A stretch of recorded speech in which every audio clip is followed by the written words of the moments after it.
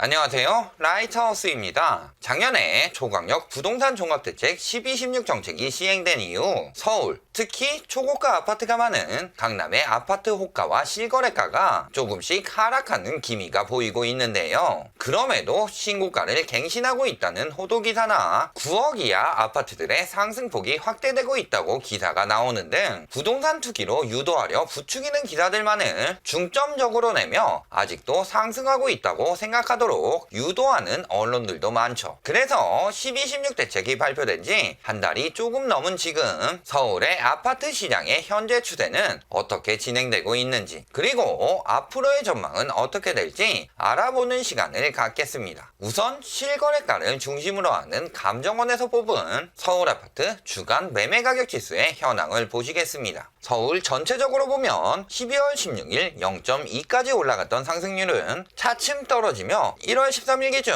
0.04%까지 내려갔고, 강남의 경우는 0.36에서 0.01, 서초의 경우는 0.33에서 0까지 떨어졌죠. 정책 이후 조금이라도 올랐던 모습을 보였던 곳은 종로, 강북, 도봉, 영등포 4개뿐. 하지만 12월에 된 거래들은 그 이전에 속칭 가계약을 통해 정식 계약서를 쓰기 전에 계약금 중 일부를 넣어 대책 이전에 미리 합의가 된 계약일 가능성이 높기 때문에 정책의 영향을 안 받았을 가능성이 굉장히 높은데요. 따라서 1월이 되고 난 뒤 상승률이 늘어난 적이 있는 지역들을 보면 종로, 도봉 2개뿐입니다. 전체적으로 상승률이 줄었을 뿐 서초를 제외하고는 상승하고 있지 않냐고 하시는 분들도 있을 텐데요. 서울 아파트 매물이 없다는 영상에서 말했듯 오랫동안 거래가 안 되던 단지들이 예전보다는 높은 가격으로 거래되면서 최소 한두 달간은 상승 추세가 이어진다고 설명해 놓았으니 확인해 보시면 되고요. 이렇게 전체적으로 상승률이 점점 더 떨어져 가고 있는 가운데 특히 많이 떨어진 곳들은 강남 3구와 양천구, 이 지역들은 예전부터 학군 프레임을 잡아 임금보다 훨씬 비싼 가격으로 집값을 책정했기에 이번 정책에서 가장 규제가 강하게 들어가는 15억 이상의 초고가 아파트는 물론 9억 이상의 고가 아파트도 질비한 곳이기 때문이죠. 실제 가격 기준별로 어떻게 진행되고 있을까요? 가장 먼저 이번 정책의 가장 큰 규제를 맞는 15억 이상의 초고가 아파트의 현황부터 만나보시겠습니다. 우선 정책이 발표된 지 일주일이 되었을 때 살 사람들은 물론이거니와 팔 사람들도 매물을 내놓지 않고 관망세를 띠고 있다고 했는데요. 실제 바로 다음날 나온 기사를 보면 재건축 호가가 2, 3억씩 하락하고 있다는 것으로 보아 그렇지 않고 급매물들이 꾸준히 나오고 있었다는 것을 알 수 있죠. 한 달이 지난 지금 2억에서 4억까지 가격을 낮춘 급매물들이 늘고 있지만 매수인들을 찾기는 쉽지 않은 상황이라고 합니다. 당연히 15억 이상의 초고가 아파트의 경우 편법을 쓰지 않는 이상 대출이 전혀 나오지 않으니 자산을 15억 이상 가진 사람들만 살 수 있는데요. 2019년 한국 부자보고서에 따르면 2018년 10억 이상의 자산을 가진 사람은 32만 3천 명, 그리고 이들의 부동산 자산 비중은 작년 기준 53.7%로 최근 몇 년간 부동산 가격 폭등이나 규제 강화로 인한 증여로 인해 부자가 된 사람들이 많다는 뜻이죠. 이 중에서 거주의 주택을 부동산 투기로 유망하다고 본 사람들은 겨우 14.8%. 이 역시 1216 정책 이전에 조사한 수치라 지금은 더 낮아졌을 것으로 보이네요. 결국 다른 부동산 자산을 처분하지 않고도 15억 이상의 초고가 아파트를 살 자산도 있고 살 마음도 있는 사람들은 과연 얼마나 될까요? 결국 초고가 아파트의 수요는 급격히 줄어서 가격이 떨어질 수밖에 없다는 거죠. 실제 강남 3구에 거래된 아파트 현황을 살펴보시겠습니다. 규제가 발표된 지 2일 만에 26억 원으로 최고가 갱신을 했다는 기사가 나온 개포 경남 2차 전용 182.2제곱미터의 현황을 보면 실제 11월 26일에 층수는 다르지만 28억 2,500에 거래되었으며 실질적으로 오히려 하락했음에도 오르는 것처럼 이야기를 한 거죠. 다른 단지들을 보면 개포 레미안 블레스티지 전용 100제곱미터의 경우는 발표 전 마지막 거래는 30억에서 발표 후 27억으로, 반포 레미안 퍼스티지 전용 60제곱미터의 경우는 23억 5천에서 21억 9,500까지 떨어졌고, 서초동에 있는 진흥아파트 전용 101제곱미터는 12월 3일에 20억 4천에 거래되었지만 1월 11일에는 17억 8천까지 떨어지는 등 초고가 아파트의 하락세가 심화되고 있습니다. 9억 이상 15억 이하의 고가 아파트는 어떨까요? 개포동에 있는 삼익대청 전용 60제곱미터의 경우 대책 직전에는 14억 9천으로 15억에 다가가고 있었으나 이번 달 11일에는 14억 6천까지 떨어지고 있고요. 일원동에 있는 푸른마을 전용 60제곱미터는 11월에 13억 3천 정도 했으나 올해 초에는 12억까지 떨어지는 등 하락세를 보이고 있는 단지들이 나타나고 있죠.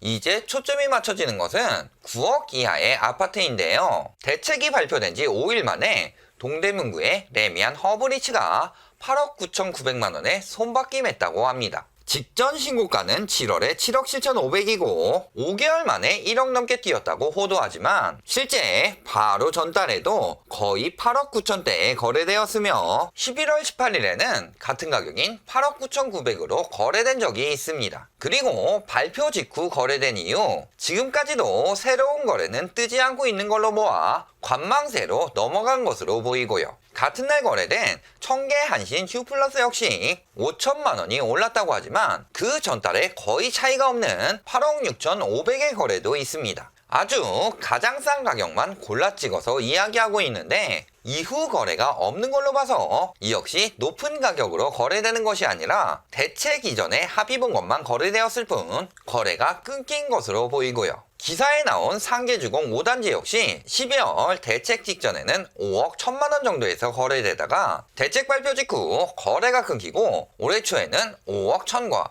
4억 8천으로 점점 더 떨어지고 있는 상황입니다. 어딜 봐서 오르고 있다는 거죠? 기사에 나온 그래프 자체도 도대체 대책 이전의 가격 기준을 뭘로 잡았는지조차 모르겠네요. 다른 기사를 보면 상대적으로 규제가 덜하니 노두광 등의 9억 원 이하 아파트가 반란을 일으키고 있다고도 하는데요. 역시 호가 9억에 힘맞추는 중이라고 하며 몇 개의 단지 예시가 나와 있습니다. 미아동 벽산 라이브파크 전용 114제곱미터가 대책 직전 4억 9천에서 대책 직후 5억 3천으로 거래되었다고 합니다. 역시 대책 바로 직후 오른 것만 말하죠. 게다가 이후 거래는 또 끊겼고 말이죠. 그 이전에 5억 4천대로도 거래가 되던 단지이며 바로 직전 거래 외에는 계속 5억을 넘었음에도 제일 저렴한 직전 거래 하나만 찍어서 호도하고 있습니다. 게다가 주력 평형인 85제곱미터의 경우 대책 이후 10일 만에 2천만 원 이상 떨어진 것은 언급도 안 하고요. 중계동 건영 2차 역시 대책 직전에 분명 5억 1,800만 원의 거래가 있음에도 그 이전인 4억 8천짜리를 찍어서 이야기하며 5억 2천까지 올랐다고 하는데요. 실제 올해 1월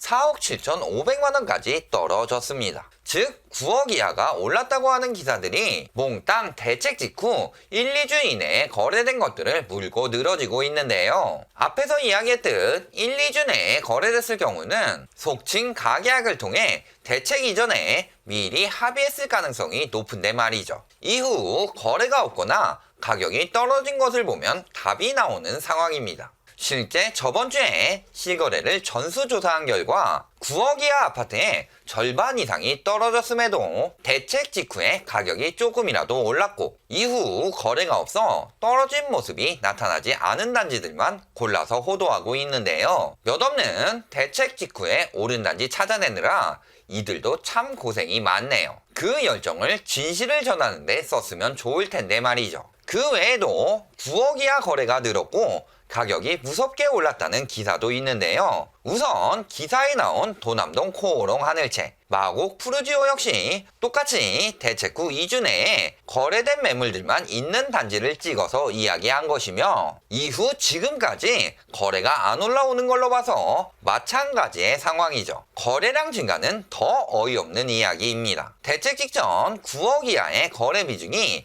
73.4%에서 대책 이후 86.9%로 늘었으니 거래가 늘었다고 우기는 건데 나오는데요. 고가, 초고가에 대출 규제가 강하게 들어갔으니 9억 이상의 거래량은 줄어들고, 그럼 9억 이하의 비중이 늘어나는 건 당연한 일입니다. 아침마다 씻고 나올 때 뇌를 식염수에 빨고 나오나, 아니면 학창시절에 백분율이 뭔지를 못 배웠나, 이런 당연한 이야기를 가지고 거래량과 거래 비중도 구분을 안 한 채 거짓말로 우기는 것도 재능이라면 재능이겠네요. 그러니 이제는 무순위 청약 경쟁률로 호도하는데요. 이미 무순위 청약까지 갔다는 것 자체가 미계약이 낮다는 소리인데, 이게 무슨 풍선 효과인가요? 1순위도 포기하고 있다고 기사를 내야 맞는 거지. 이딴 호도 기사들을 내놓는 기자들은 반성 좀 했으면 좋겠네요. 결론을 말씀드리겠습니다. 앞에서 말했듯 15억 이상의 초고가 아파트, 9억 이상의 고가 아파트는 물론 9억 이하의 아파트들에도 풍선 효과는 없었습니다. 단지 대책이 발표되고 나서 1, 2주 안에 사전에 합의되었던 거래들만이 있었을 뿐이죠. 게다가 부동산 불안 요인이 보이면 대통령도, 홍남기 경제부총리도 더욱 강력한 추가 대책을 내놓겠다고 했고, 김현미 장관은 집값이 많이 오른 지역들은 실수요자 부담 안 되게 상당 수준 떨어져야 한다고 했습니다. 그러자 강기정 정무수석이 정말 비정상적으로 폭등하는 지역에 대해서는 부동산 매매 허가제를 둬야 한다는 발상도 하는 분들이 있다 라고 발언한 것을 가지고, 이제는 주택거래 허가제를 한다고 공산주의라느니 하며 정치적으로 몰고 가는데, 귓구멍에 가래떡을 쳐박은 것도 아니고 저게 어떻게 매매 허가제를 하겠다 라고 들리는지 모르겠네요. 단지 이제 부동산 시장이 안정세를 띠며 정상화되어 가려고 하니 어떻게든 트집 잡으려 애쓰는 것일 뿐이죠. 국토부에서도 아니라고 일축했고요. 결국 작년 하반기에 잠깐의 상승세는 장기적 하락세 이전에 잠깐의 반란이었을 뿐, 앞으로 정책들이 꾸준하게 나오도록 첨예하게 계획이 잡혀있고, 이미 강화되고 있는 보유세는 물론 임대사업자, 법인 등 부동산 정상화에 방해가 되는 부분에 대한 정책도 더욱 강화될 것으로 예상됩니다. 이를 종합해봤을 때 서울 아파트의 하락세는 이미 시작되었습니다. 그러니 괜히 거짓을 고하는 쓰레기 기사들에 속지 마시고 충분히 거품이 빠질 때까지 관망하시기 바랍니다. 오늘 영상이 도움이 되셨다면 좋아요, 구독, 알림 부탁드립니다.